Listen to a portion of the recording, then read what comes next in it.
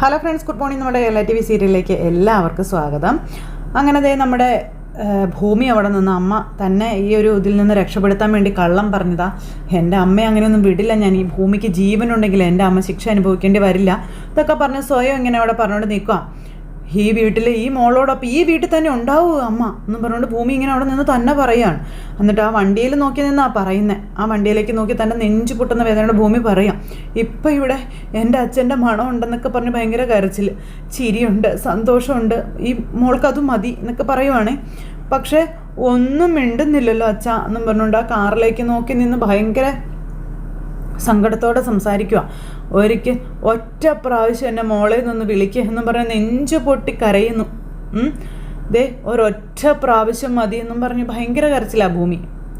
ഒന്ന് വിളിക്കച്ചാ എന്നും പറഞ്ഞു, ഒന്ന് വിളിക്കച്ചാ മോളെ ഒന്ന് വിളിക്കച്ചാ എന്നും പറഞ്ഞുകൊണ്ട് ആ വണ്ടിയിൽ ഇങ്ങനെ കൈ പിടിച്ച് നിന്ന് ഭയങ്കര കരച്ചിൽ. അത് കഴിഞ്ഞപ്പോഴത്തേക്ക് എന്തോ ഒരു ഭയങ്കര ശക്തി കിട്ടിയതുപോലെ നമ്മുടെ ഭൂമി ആ വണ്ടിയിൽ നിന്ന് പെട്ടെന്ന് ഇങ്ങോട്ടെങ്കിലും മാറി. അപ്പോൾ അതുവരെ കരഞ്ഞുകൊണ്ടിരുന്ന നമ്മുടെ ഭൂമി കരച്ചിലൊക്കെ അങ്ങ് വിട്ടു. ഇനി തളരില്ല എന്നുള്ളൊരു തീരുമാനത്തിൽ, താൻ ചെയ്തു തീർക്കേണ്ടതെല്ലാം ചെയ്തു തീർക്കും എന്നുള്ള ഒരു ഇതിൽ അങ്ങനെ നേരെ അകത്തേക്ക് കയറി ചെന്നു. അച്ഛൻ്റെ ഫോട്ടോയിൽ നോക്കി നിന്ന് ആ ഭിത്തിയോട് ചേർന്ന് നിന്നിട്ട് എനിക്ക് എൻ്റെ അമ്മയെ രക്ഷിക്കണം, എൻ്റെ അമ്മയെ എനിക്ക് പുറത്തിറക്കണമെന്നും പറഞ്ഞ് എനിക്ക് എൻ്റെ അമ്മ മാത്രമേ ഉള്ളൂ എന്നൊക്കെ പറഞ്ഞ് ഭയങ്കര എൻ്റെ അമ്മയ്ക്ക് ഞാൻ മാത്രമേ ഉള്ളൂ, ഞങ്ങളേ ഉള്ളൂ എന്നൊക്കെ പറഞ്ഞ് ഭയങ്കര ഇതാണ്. അപ്പോൾ ഞാനല്ലാതെ വേറെ ആരെ എൻ്റെ അമ്മയെ രക്ഷിക്കുക, എൻ്റെ അമ്മയെ എനിക്ക് രക്ഷിക്കണം, എൻ്റെ അമ്മയെ എനിക്ക് രക്ഷിക്കണമെന്നും പറഞ്ഞ് ഭൂമി ഭയങ്കര കരച്ചിൽ. പിന്നെ ഭൂമി കണ്ണുനീരൊക്കെ തുടച്ചു, എന്തോ ഭയങ്കര പവർഫുള്ളായിട്ട് ഇങ്ങനെ നിൽക്കുവാണ്. എന്നിട്ട് ബാഗ് എടുക്കുന്നു, ബാഗിലേക്കെല്ലാം സെറ്റ് ചെയ്യുന്നു. ഈ സമയത്ത് നമ്മുടെ അജയ് അവിടെ വെയിറ്റ് ചെയ്യുമായിരുന്നു. അപ്പോൾ ഭൂമി, സാർ എൻ്റെ അമ്മയെ എനിക്ക് രക്ഷിച്ചേ മതിയാവൂ എന്ന് ഭൂമി അജയോട് പറയുന്നു. സാറിൻ്റെ ഭാര്യയായി ആക്ട് ചെയ്യാൻ ഞാൻ റെഡിയാണെന്ന് ഭൂമി പറഞ്ഞപ്പോഴത്തേക്ക് നമ്മുടെ അജയ് ഞെട്ടി. ഭൂമി, അപ്പോൾ നാളെ നമുക്ക് നേരിട്ട് കാണാമെന്ന് പറഞ്ഞു. പിന്നെ ഞാൻ വരാം എന്നും ഭൂമി അജയോട് പറയാം. അത് കേട്ടപ്പോൾ അജയ്ക്ക് എന്ത് സന്തോഷമായെന്നറിയാമോ. ഭൂമി ചങ്ക് പൊട്ടുന്ന വേദനയോടെ അവിടെ നിൽക്കുന്നത്. അജയ് ഭയങ്കര ഹാപ്പിയും. എന്നിട്ട് ഭൂമി നേരെ അച്ഛൻ്റെ ഫോട്ടോയുടെ മുന്നിലേക്ക് വീണ്ടും ചെന്നിട്ട് അവിടെ ഇങ്ങനെ നോക്കിയിരിക്കുക കേട്ടോ. അപ്പോൾ ആ ഒരു സമയത്ത് ആ ഒരു വലിയ ടെൻഷൻ ഫ്രീ ആയി നമ്മുടെ അജയ് ഇങ്ങനെ സന്തോഷത്തോടെ അങ്ങോട്ടും ഇങ്ങോട്ടും നടക്കുവാണ്. അപ്പോൾ നമ്മുടെ വക്കീൽ അങ്ങോട്ടേക്ക് വരുന്നു. വക്കീൽ വന്നു കഴിഞ്ഞപ്പോൾ അജയ്ക്ക് എന്തെന്നില്ലാത്ത സന്തോഷം. എന്താടാ, എന്തോ ആലോചനയിലാണല്ലോ, ആരാ വിളിച്ചേ? എടാ ഭൂമിയെ വിളിച്ചേ, എന്താടാ അവള് പറഞ്ഞേ? അപ്പം നിനക്ക് എൻ്റെ മുഖം കണ്ടാൽ അറിയില്ലേടാ? അവള് സമ്മതിച്ചു. ആണോ? അവൾ എൻ്റെ ഭാര്യയായിട്ട് അഭിനയിക്കാൻ സമ്മതിച്ചു എന്ന്. അപ്പോൾ എനിക്കിത് വിശ്വസിക്കാൻ കഴിയുന്നില്ലടാ, ഇത്രയും ദിവസം പറ്റില്ല എന്ന് പറഞ്ഞതാ. അത് തന്നെയാടാ എനിക്കും മനസ്സിലാവാത്തേ. അപ്പോൾ എന്താടാ പെട്ടെന്ന് ഇങ്ങനൊരു മനമാറ്റമൊക്കെ ഉണ്ടാകും, കാരണമൊന്നും പറഞ്ഞില്ലേന്ന് ചോദിച്ചു. അപ്പോൾ ഇല്ല, എനിക്ക് സമ്മതമാണ്, നമുക്ക് നാളെ നേരിട്ട് കാണാമെന്ന് മാത്രമേ എന്നോട് പറഞ്ഞുള്ളൂ എന്ന് പറഞ്ഞു. അപ്പോൾ അത് കേട്ടപ്പം ഇന്നലെ വരെ ഉറച്ചു നിന്നിരുന്ന ആളാ ഒരു രാത്രി കൊണ്ട് മനസ്സ് മാറുന്നെങ്കിലേ അതിൻ്റെ പിന്നിൽ എന്തെങ്കിലും ശക്തമായിട്ടൊരു കാരണം ഉണ്ടാകും. ഒരു തീരുമാനം എടുത്താൽ അതിൽ നിന്ന് പിന്നോട്ട് പോകുന്ന ആളല്ല ഭൂമി. എന്തായാലും സമാധാനമായി. അപ്പോൾ എവിടെ വെച്ചാൽ കാണണമെന്ന് പറഞ്ഞേ? അപ്പോൾ സ്റ്റേഷനിൽ വെച്ച്.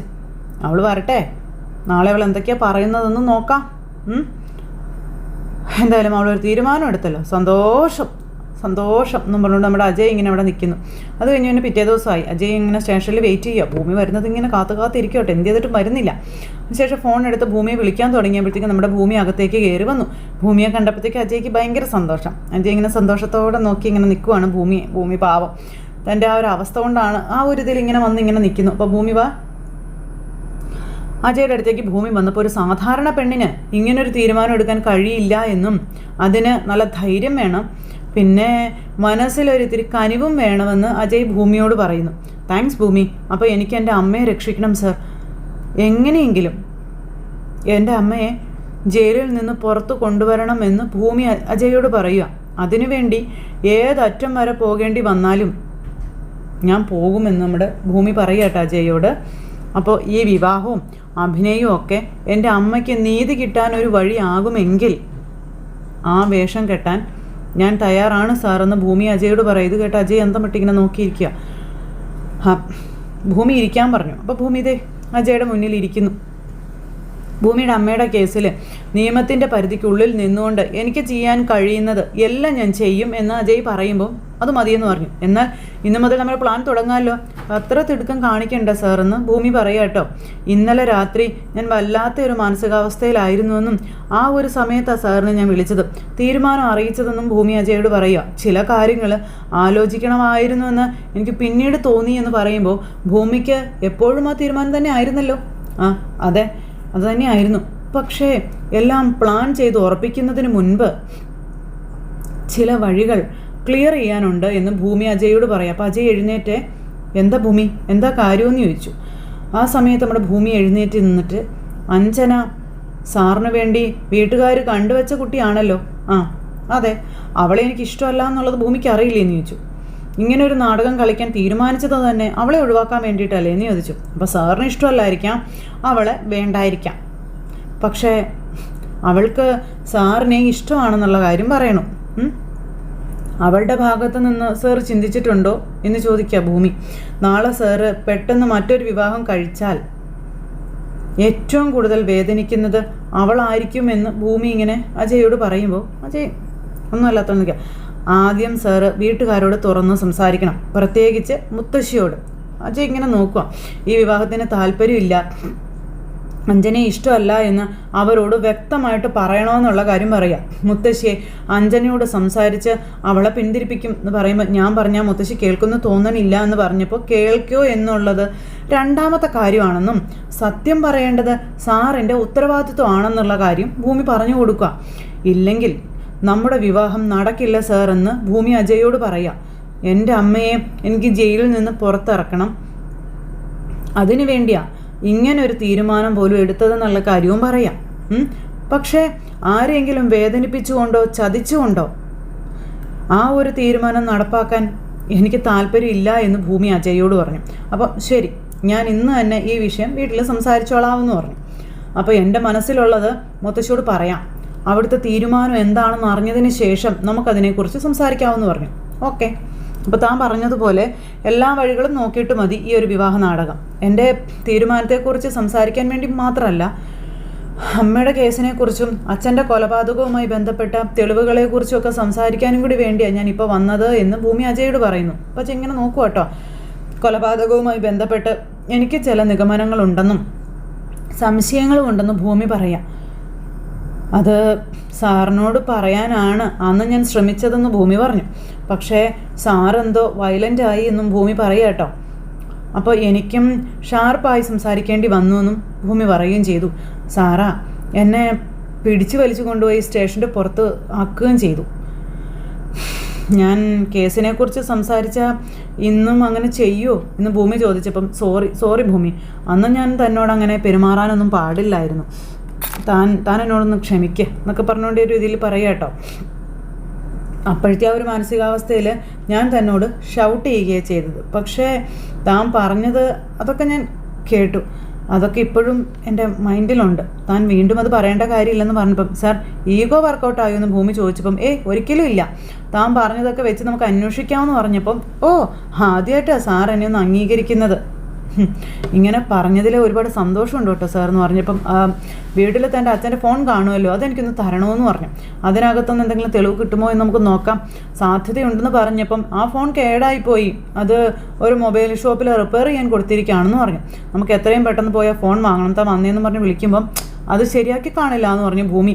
ഞാൻ പറഞ്ഞ അവരത് ആ സെക്കൻഡ് ശരിയാക്കി തരും, വാ എന്നും പറഞ്ഞുകൊണ്ട് നമ്മുടെ ഭൂമിയെ വിളിച്ചുകൊണ്ട് അജയ് പോണു. അങ്ങനെ അവർ രണ്ടുപേരും മൊബൈൽ ഷോപ്പിലേക്ക് പോവുക. ആ സമയത്താണ് അഞ്ജനയും അഭിരാമിയും കൂടി കാറിൽ പോകുന്നത്. വർത്തമാനമൊക്കെ പറഞ്ഞ് രണ്ടുപേരും കൂടെ പോരുക, ബ്യൂട്ടി പാർലറിൽ പോവുക. അപ്പോൾ നിൻ്റെ ഈ ബ്യൂട്ടിയുടെ പുറത്ത് ആർട്ടിഫിഷ്യൽ മേക്കപ്പും കാര്യങ്ങളൊക്കെ വന്നാൽ ഭയങ്കര മോശമാവും കേട്ടോ എന്ന് ഇങ്ങനെ പറയുവാണേ. അപ്പോൾ ചിത്രം പോലെ ഇരിക്കുമെന്നും പറഞ്ഞു. അതൊക്കെ കേട്ടപ്പോൾ സത്യമാണോ? അപ്പോൾ എന്താ സംശയം? ഒരു സംശയം വേണ്ട, അജയും നീയും കൂടെ പോകുന്ന ആ ഒരു രംഗം ഞാൻ ഓർക്കുക. ആളുകൾ പറയും ദേ ഒരു സുന്ദരിയുടെ കൂടെ ഒരു വിരൂപം പോകുന്നെന്ന്. അതൊക്കെ കേട്ട് അഞ്ജന അങ്ങ് ആസ്വദിച്ച് അങ്ങനെ ഇരിക്കുവാണ്. രണ്ടുപേരും സംസാരിച്ചുകൊണ്ട് പോകുമ്പോൾ ആ പോകുന്ന അജയ് അല്ലേ എന്ന് പറഞ്ഞുകൊണ്ട് അനുപമ കാണിച്ചു കൊടുത്തു. എവിടെ എന്ന് പറഞ്ഞാൽ അഞ്ജന നോക്കുമ്പോൾ ഇവർ രണ്ടുപേരും കൂടെ പോകുന്നതാണ് കാണുന്നത്, അതായത് ഭൂമിയും അജയും കൂടി. അത് കണ്ടപ്പോൾ ഭയങ്കര ദേഷ്യം. ഭൂമിയാണെന്നുണ്ടെങ്കിൽ അജയുടെ രണ്ട് തോളത്ത് കയ്യും വെച്ചാൽ പോണേ. ഇത് കണ്ടപ്പോഴത്തേക്കും സഹിച്ചില്ല അഞ്ജനയ്ക്ക്. അനുപമ അന്തം വിട്ട് ഇങ്ങനെ നോക്കുക കേട്ടോ, ഇത് ആരാ ഇതെന്നുള്ള ഇതിൽ അപ്പം ദേഷ്യം. അപ്പം അവനെയാണ് തെറി പറയുന്നതെന്ന് ചോദിച്ചപ്പം അവൻ്റെ പിന്നിലിരിക്കുന്നവൾ അവളാ ഭൂമി. അപ്പം ഏത് ഭൂമി? ഏത് അജയായിട്ട് അഫയർ ഉണ്ടെന്ന് പറയുന്ന ആ ഭൂമിയോ? ആ അതെ. ആഹാ കൊള്ളാലോ നമ്മളോണ്ട് അനുപമ ഇങ്ങനെ പറയട്ടെ. അനുപമയ്ക്ക് അത് ഭയങ്കര സന്തോഷമായി, ഇഷ്ടമായി. എന്താ ബ്യൂട്ടി, അജയ്ക്ക് ഇതിലും നല്ലൊരു പെണ്ണിനെ കിട്ടില്ല എന്ന് പറഞ്ഞുകൊണ്ട് നമ്മുടെ അനുപമ പറയാം. സൂപ്പർ ജോഡിയാണല്ലോ. ഇത് കേട്ടപ്പോൾ അഞ്ജന അന്തം വിട്ടിരിക്കുക. രണ്ടുപേരും കൂടെ നടന്നു പോയാലേ ജനം കൂടും പറഞ്ഞുകൊണ്ട് അഞ്ജന. അങ്ങനെ നമ്മുടെ അനുപമ അവിടെയും കൂടി ഇവിടെയും കൂടി സംസാരിച്ചുകൊണ്ടിരിക്കാം. അപ്പോൾ ദേ നമുക്ക് ചേസ് ചെയ്ത് പിടിക്കണം. നീ നിർത്തി. ശരിയാ, ആ ഇണകിളികളെ കണ്ട് കൊത്തി തീർന്നില്ല. ഓ മറ്റൊരു പ്രേമം എന്ന് പറഞ്ഞ് അഞ്ജന ഇരിക്കുന്നു. അങ്ങനെ നമ്മുടെ അനുപമ ചേസ് ചെയ്യാൻ തുടങ്ങി. അങ്ങനെ സ്പീഡിൽ പോവുകയാണ്. അങ്ങനെ ഇവർ രണ്ടുപേരും കൂടെ ചെന്നപ്പോഴത്തേക്കും ഭൂമിയും അജയും കൂടെ ബൈക്കിൽ നിർത്തി അവിടെ നിൽക്കാം. അപ്പോൾ അനുപമ ചോദിക്കുകയാണ്, സത്യമായിട്ട് അവർ തമ്മിൽ പ്രേമമാണോ? ആണോ അഞ്ജനെ? അപ്പം നീ കണ്ടതല്ലേ എന്ന് ചോദിച്ചു. അപ്പോൾ സെലക്ഷൻ ഗംഭീരം. അപ്പോൾ അതേ മര്യാദയ്ക്ക് ഇരുന്നോളാം, ഇല്ലെങ്കിൽ കാറിൽ ചവിട്ടി പുറത്ത് കളഞ്ഞ് കേട്ടല്ലോ, മിണ്ടാതിരുന്ന് വണ്ടി ഓടിച്ചോ എന്ന് പറഞ്ഞാൽ അഞ്ജന അനുപമയെ വഴക്ക് പറയാം. അങ്ങനെ സിഗ്നൽ കഴിഞ്ഞു, അവരങ്ങ് പോയി. അതാ ആ കാണുന്നതാണെന്ന് പറഞ്ഞ് ഭൂമി കൊണ്ടുവന്ന മൊബൈൽ കടയും കാണിച്ചു കൊടുക്കുക. അപ്പോൾ മൊബൈൽ കടയിൽ ആ പുള്ളി അവിടെ നിൽപ്പുണ്ട്.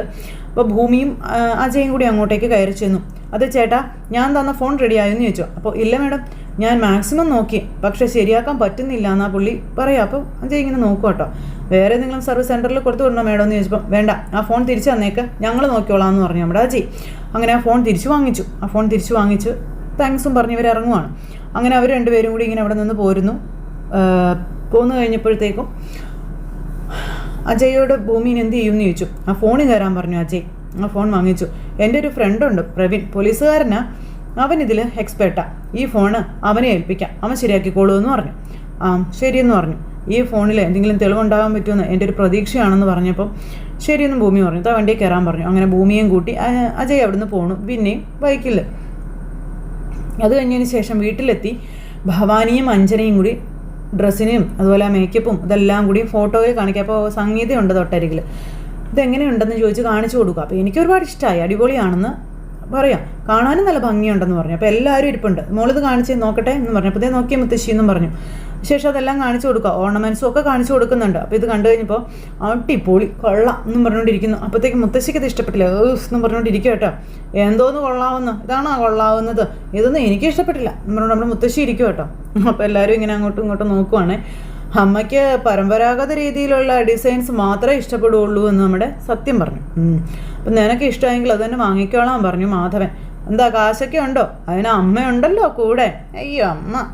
അങ്ങനെ അപ്പോൾ അങ്ങനെ കാര്യങ്ങളെല്ലാം പറയുക, ഇവർ ചർച്ച ചെയ്തുകൊണ്ടിരിക്കുക. അപ്പോഴേക്കും എന്തേ നമ്മുടെ വക്കീൽ അങ്ങോട്ടേക്ക് വന്നു. നീ ഇവിടേക്ക് ഉണ്ടോ? ഞാൻ ഇവിടെ പോകാനാ മുത്തശ്ശി, ഞാൻ ഇവിടേക്ക് ഉണ്ടല്ലോ. നമ്മുടെ വക്കീൽ, അതെ നിൻ്റെ കൂട്ടുകാരൻ്റെ കല്യാണമാ, ഇനി കല്യാണം കഴിഞ്ഞിട്ട് നീ ഇവിടുന്ന് പോയാൽ മതി എന്ന് പറഞ്ഞു. അപ്പോൾ ഓ ആയിക്കോട്ടെ എന്നും പറഞ്ഞുകൊണ്ടിരിക്കുന്ന നിൽക്കുക. അപ്പോഴും സംഗീതയുടെ മുഖത്ത് വല്ലായ്മയാട്ടോ. അല്ല അജയ് എവിടെ? അവനെ കണ്ടില്ലല്ലോ, അവനെ ഇവിടെ കണ്ടുകിട്ടാറേ ഇല്ലല്ലോ. അവൻ്റെ കല്യാണമാണ് വരാൻ പോകുന്നത് എന്നുള്ളൊരു ബോധമെങ്കിലും അവന് വേണ്ടേന്നൊക്കെ സത്യം ചോദിക്കുക. സ്വർണ്ണവും ഡ്രസ്സും എടുക്കാൻ പോകുമ്പോൾ അജയ് എന്താണെങ്കിലും വേണമെന്ന് പറഞ്ഞു. അപ്പോൾ അതിനൊക്കെ അവൻ വരും മോളെ എന്നും പറഞ്ഞുകൊണ്ട് ഇവർ സംസാരിച്ചുകൊണ്ടിരിക്കുമ്പോൾ അജയ് അകത്തേക്ക് കയറി വരുന്നു. അജയ് കണ്ടപ്പോൾ അതെ അജയ് വന്നല്ലോ എന്നും പറഞ്ഞുകൊണ്ട് ഇവർ കാട്ടിക്കൊടുക്കുക. അജയ് ആണെങ്കിൽ ഇത് ആലോചിച്ചുകൊണ്ടിരിക്കുക. ദേ അഞ്ജന ഫുൾ ടൈം ഫോണിലാണ്, അവളുടെ ഡ്രസ്സും ഓർണമെൻറ്റ്സും എല്ലാം സെലക്ട് ചെയ്തുകൊണ്ടിരിക്കാം.